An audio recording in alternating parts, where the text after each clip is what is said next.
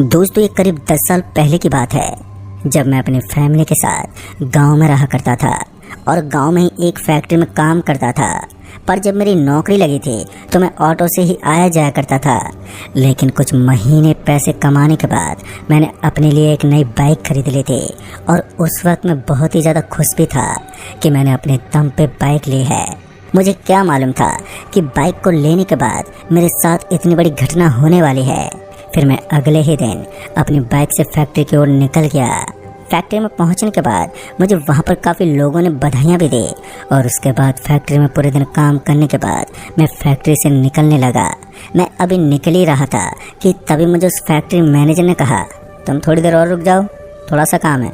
अभी उसकी ये बात सुनकर मेरा तो दिमाग ही घूम गया, क्योंकि वैसे भी मुझे घर जल्दी जाना था, लेकिन अब मैं कर भी क्या सकता था। फिर मैंने ज़्यादा नहीं सोचा और जल्दी से काम निपटाया और फिर वहां से निकल गया। जब मैं फैक्ट्री से निकला तो उस वक्त रात के 10:30 बज रहे थे, जिस वजह से आज मैं बहुत ही ज़्यादा लेट हो गया था और साथ ही उस वक्त रास्ता भी पूरी तरह से वीरान था। मैं उस रास्ते से घर की ओर जा ही रहा था कि तभी अचानक से मेरे फ़ोन की रिंग बजी और जब मैंने बाइक को रोका और फ़ोन देखा तो वो फ़ोन मेरे घर से आ रहा था। और जब मैंने फ़ोन उठाया तो मेरी मम्मी ने कहा कि बेटा, आज अमावस की रात है और तुम कहाँ हो, आज कुछ ज़्यादा ही लेट हो गए। फिर मैंने मम्मी को सारी बात बताई कि आज काम ज़्यादा था जिस वजह से मैं लेट हो गया, मैं बस थोड़ी ही देर में घर पहुँच रहा हूँ। और इतना बोलकर मैंने फ़ोन रख दिया। फ़ोन के काटते जब मैंने फ़ोन को रखा तो फ़ोन रखने के बाद मैंने बाइक को स्टार्ट किया और उसके बाद मैं वहाँ से आगे की ओर निकल गया। उस समय रोड पूरा खाली था, जिस वजह से मैंने अपनी बाइक की स्पीड 70 के आसपास कर दी थी। अभी मैं थोड़ी दूर पहुंचा ही था कि तभी अचानक से मेरे सामने एक आदमी आ गया और उस आदमी के आते ही जैसे मैंने ब्रेक मारा कि तभी मेरी बाइक स्पीड में होने के कारण स्लिप खा गई और दूर जाकर गिरी। बाइक के गिरते ही मुझे काफ़ी चोट आई और साथ ही मेरे सर में भी काफ़ी चोट आ गई थी। सर में चोट आने के कारण मेरी आंखों के सामने अंधेरा छाने लगा और फिर उसके बाद मैं वहीं पर बेहोश हो गया। और जब मेरी आंखें खुली तो मैंने पाया कि मेरी आंखों के सामने अंधेरा छाया हुआ है। उसके बाद फिर जब मैंने अपने हाथ और पैरों को हिलाया तो मुझे एहसास हुआ कि मैं किसी कब्र के अंदर हूँ। मैंने उस वक्त कब्र के अंदर से ही काफ़ी आवाज़ लगाई कि कोई है यहाँ पर, मैं अंदर फंसा हूँ, मगर मुझे वहाँ पर किसी की भी आवाज़ नहीं आई। किसी की आवाज़ ना आने पर मैं चुप हो गया और अंदर से उस कब्र को हाथों से बाहर की तरफ धक्का मारने लगा, मगर मेरी ये कोशिश भी नाकामयाब रही, जिस वजह से मैं थक हार कर चुपचाप कब्र के अंदर ही किसी के आने का इंतज़ार करने लगा। अभी मुझे कुछ वक्त ही हुआ होगा कि तभी उस कब्र का दरवाज़ा अचानक ही अपने आप खुलने लगा और दरवाजे को खुलता हुआ देखकर मैं जल्दी से उठा। और जब मैंने कब्र से उठकर बाहर की ओर देखा तो मैंने पाया कि मैं एक कब्रिस्तान के अंदर हूँ और वो कब्रिस्तान काफ़ी डरावना और वीरान दिख रहा था। मैं फ़ौरन उस कब्र से बाहर निकला और जब मैं कब्र से निकला तो वहाँ पर काफ़ी कब्र बने हुए थे और उन पर उन लोगों के नाम भी लिखे हुए थे जिन लोगों की मौत हो गई थी। खैर, मेरी तो ये समझ में नहीं आ रहा था कि मैं आखिर इस जगह पर आया तो आया कैसे और वो आदमी कौन था जो अचानक से मेरी बाइक के सामने आ गया था। मैं उस वक्त थोड़ा घबराने लगा था क्योंकि वो कब्रिस्तान बहुत ही ज़्यादा डरावना लग रहा था, जिस वजह से मुझे डर भी लग रहा था। इसलिए मैं वहाँ से निकलने लगा और जब मैं उस कब्र से आगे निकला कि तभी मेरी नज़र पास की कब्र में रखे हुए कंगन पर गई। उस कंगन को देखकर मैं एकदम से वहीं रुक गया और जब मैंने उन कंगन को पास जाकर देखा तो मुझे पता चला कि वो कंगन तो सोने के हैं। और उस वक्त मेरी ये समझ में नहीं आया कि आखिर ये कंगन इस वीरान पड़े कब्रिस्तान के इस कब्र पर किसने रखे होंगे। पर लेकिन उन कंगन को देखकर उस वक्त मेरे अंदर एक लालच पैदा हो गया और यही मेरी सबसे बड़ी गलती थी। तभी मैंने उन कंगन को उस कब्र से उठा लिया और अपनी जेब में रख लिया। फिर उसके बाद मैं वहाँ से जाने लगा और जैसे मैं थोड़ी दूर गया कि तभी पीछे से मुझे किसी चीज़ की आवाज़ आई और फिर जब मैंने पीछे मुड़कर देखा तो मैं हैरानी में पड़ गया, क्योंकि जिस कब्र से मैंने उन कंगन को उठाया था वो कब्र बीच से टूटने लगी थी। उस कब्र को बीच से टूटता हुआ देखकर मेरे अंदर डर की सीमा बढ़ने लगी और फिर थोड़ी देर के बाद एक तेज रोशनी के साथ वो कब्र टूट गई। और उस कब्र के टूटने के बाद ही मैंने देखा कि उस कब्र से एक औरत बाहर निकली है जो कि पूरे दुल्हन के लिबास में थी और उसने घूंघट भी डाल रखा था। मैं बहुत ही ज़्यादा डर गया, पर लेकिन उस औरत ने अपना चेहरा अभी भी नहीं दिखाया था। फिर उसके बाद मेरे जहन में एक ही सवाल चल रहा था कि आखिर ये औरत है कौन। मैं ये सब सोच ही रहा था कि तभी उस औरत ने अपने हाथ को मेरी तरफ इशारा किया। उस औरत के इशारा करते ही मैं डर के मारे वहाँ से भागने लगा, और जब मैं उस कब्रिस्तान से जैसे भागा तो वो औरत भी मेरे पीछे पीछे आने लगी। उसके पीछे आते ही मेरे अंदर डर की सीमा और भी बढ़ने लगी, जिस वजह से मैं और भी तेजी से भागा। फिर उसके बाद उस कब्रिस्तान से बाहर निकल गया, मगर उस औरत ने अभी भी मेरा पीछा नहीं छोड़ा। और उसके बाद फिर जब मैं और आगे गया कि तभी मुझे किसी ने कहा कि वो कंगन फेंक दो। ये सुनते मैंने उस कंगन को अपनी जेब से निकाल कर वहीं पर फेंक दिया। कंगन को फेंकने के बाद जब मैंने घबराते पीछे की ओर देखा तो मुझे थोड़ी राहत मिली, क्योंकि अब वो औरत मेरे पीछे नहीं आ रहे थे, जिस वजह से अब मैं वहीं पर रुक गया। और फिर उसके बाद मुझे याद आया कि आखिर मुझे ये किसने कहा था कि कंगन फेंक दो। ये सब याद आते ही जब मैंने अपने आसपास देखा तो मैंने पाया कि उस रोड के बगल में एक आदमी खड़ा हुआ है। तभी मैं समझ गया था कि इसी आदमी ने मुझे उस औरत से बचाया है। फिर मैं उस आदमी के पास गया और फिर मैंने उस आदमी को धन्यवाद किया कि आपने मुझे उस औरत से बचा लिया। फिर इसके बाद मैंने उस आदमी से पूछा कि आखिर ये औरत है कौन और मैं इस जगह पर कैसे आया। तभी मैंने उस आदमी को अपने साथ हुई पूरी घटना बताई, और घटना को सुनने के बाद उस आदमी ने मुझे बताया कि ये करीब 5 साल पहले की बात है। इस औरत की शादी उस आदमी के साथ हुई थी, और जब शादी होने के बाद वो लोग अपने घर आ रहे थे, लेकिन उस वक्त वहाँ पर चोरी चकारी भी बहुत होती थी, जिस वजह से लोग रात को बाहर बहुत ही कम निकलते थे। उस रास्ते से आ रहे थे कि तभी उनकी गाड़ी के सामने अचानक से एक आदमी आ गया, और जब उन्होंने गाड़ी रोकी तो उन्हें लगा कि शायद उस आदमी को टक्कर लग गई है। फिर ये लोग जल्दी से बाहर निकले, और जब इन लोगों ने गाड़ी से नीचे उतर कर देखा तो इन्होंने पाया कि जो आदमी उनकी गाड़ी के सामने आया था वो नीचे बेहोश पड़ा हुआ है। फिर उसके बाद जब इन लोगों ने जैसे उस आदमी को उठाने की कोशिश की कि तभी एकदम से इन लोगों के सामने 4 से 5 लोग और भी आ गए, और साथ ही उन सभी लोगों ने अपने चेहरे भी ढक रखे थे। ये दोनों समझ गए थे ये लोग चोर हैं, और उस वक्त उस औरत ने काफ़ी सारे गहने पहने हुए थे, जिस वजह से उन चोरों ने उस औरत को पकड़ लिया और साथ ही उस आदमी को भी। लेकिन उस आदमी ने काफ़ी कोशिश की उन चोरों से बचने की, मगर उन चोरों ने उस आदमी को वहीं पर मार दिया और उस आदमी के सारे पैसे ले लिए।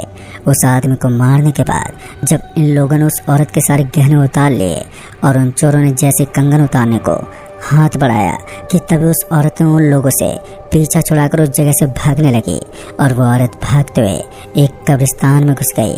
मगर वो लोग भी उस औरत के पीछे पीछे कब्रिस्तान में आ गए, और तभी उन चोरों ने उस औरत को पकड़ लिया, और उसके बाद उन्हीं में से किसी एक चोर की नीयत बिगड़ गई और उसने उस औरत के साथ बहुत ही गलत काम कर दिया। और फिर इसके बाद उन लोगों ने उस औरत को चाकू से गोद दिया। उस औरत के मरने के बाद उन लोगों ने इसी कब्रिस्तान में उसे एक कब्र में दफन कर दिया, और उस आदमी को भी वहीं पर दफना दिया।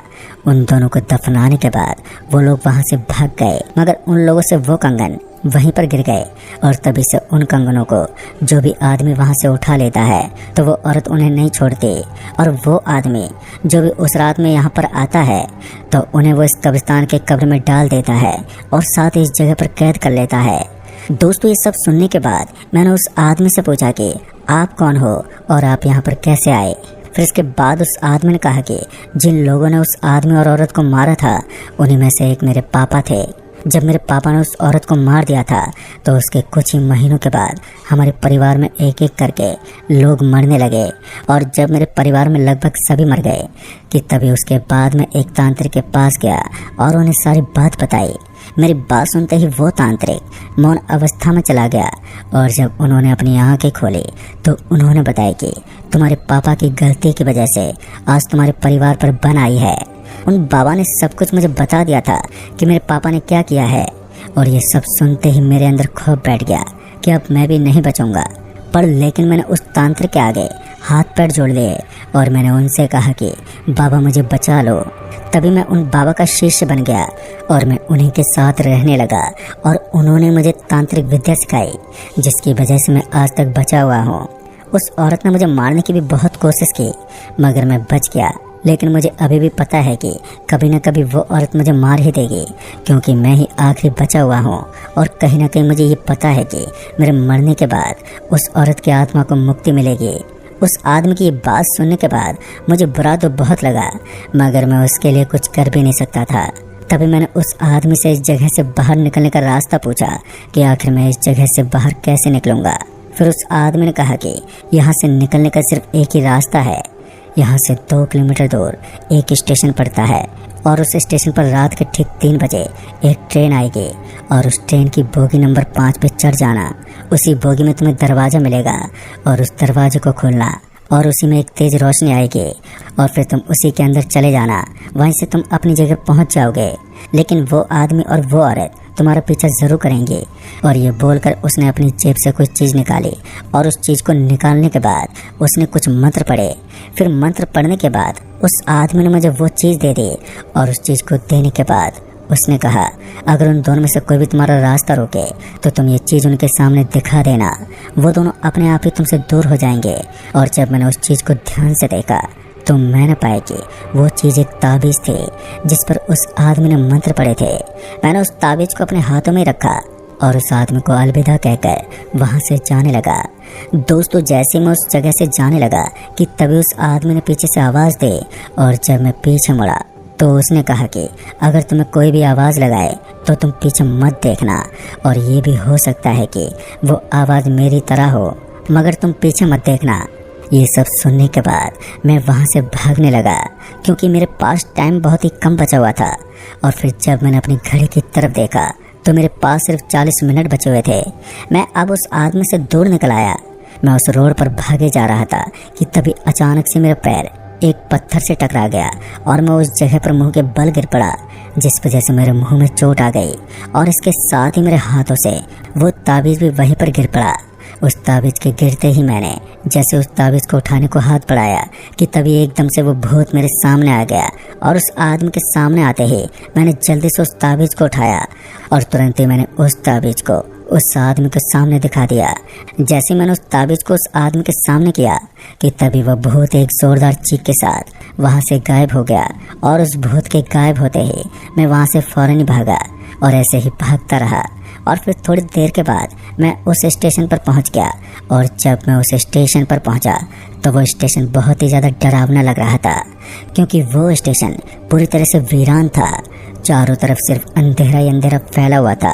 और फिर जब मैंने अपनी घड़ी की तरफ समय देखा तो अभी 3 बजने ही वाले थे, बस 1 ही मिनट रह गया था। तो मैं उस स्टेशन की एक सीट पर जाकर बैठ गया और ट्रेन का आने का इंतज़ार करने लगा।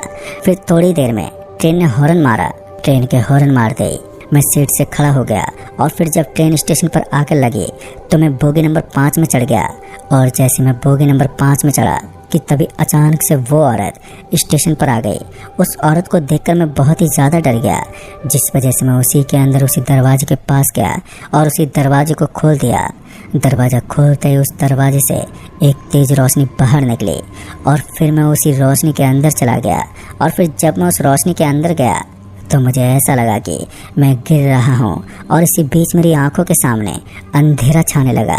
और फिर जब मेरी आंखें खुली तो मैंने देखा कि मैं उसी रोड पर आ गया हूँ और मेरी बाइक मेरे सामने थी। मैंने जल्दी से अपनी बाइक को उठाया और वहाँ से तुरंत ही निकल गया। दोस्तों, वो रात मेरी ज़िंदगी की सबसे डरावनी और खौफनाक रात थी जिसमें मुझे काफ़ी दर्द सहना पड़ा। और अगर आज भी मैं उस रात को याद कर लेता हूँ तो मेरे दिल की धड़कनें तेज हो जाती हैं और मेरी सांसें फूलने लगती हैं, साथ ही मेरा रोम रोम कांप उठता है क्योंकि वो पल मेरी ज़िंदगी की मौत का पल था जिससे मैं मरते मरते बचा था। तो दोस्तों, इस कहानी में बस इतना ही। कहानी आपको पसंद आई हो तो वीडियो को लाइक शेयर ज़रूर कर दें और साथ ही हमें नीचे कमेंट बॉक्स में ज़रूर बताएं